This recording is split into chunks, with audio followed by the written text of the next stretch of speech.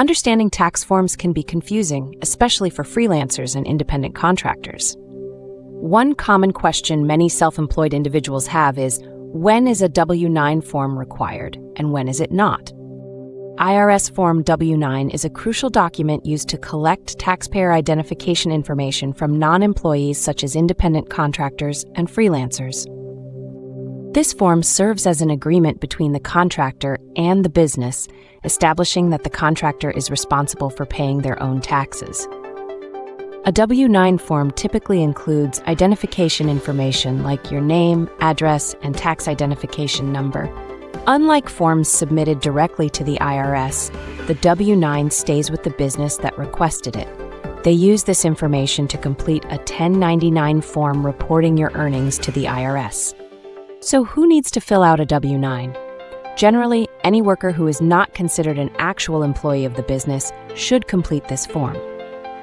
This includes freelancers like writers and graphic designers, consultants brought in for specialized advice, and service providers such as cleaning professionals, landscapers, and repair workers. The rule of thumb is that if you're an independent contractor earning $600 or more from a business in a tax year, you'll need to provide a completed W-9. This applies even to contractors who work with a company for extended periods. However, there are several situations where a W-9 is not required.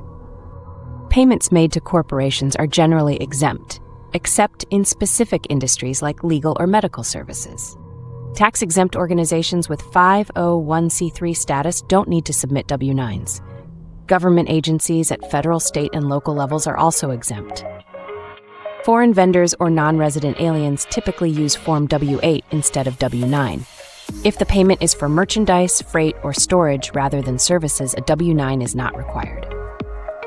And of course, regular employees who receive W-2 forms don't need to complete W-9s. What happens if a contractor refuses to provide a W-9?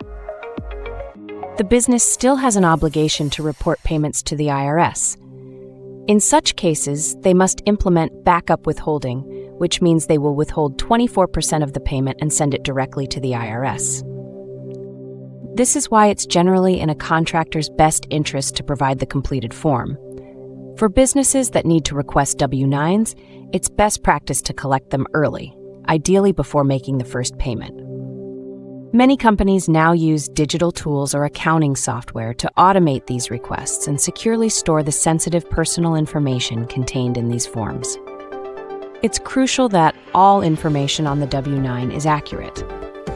The IRS may issue what's called a B notice if the taxpayer identification number doesn't match their records, which can result in backup withholding and additional compliance issues. Remember that while the W-9 form itself is never sent to the IRS, the information it contains is used to prepare 1099 forms that are submitted to both the contractor and the IRS.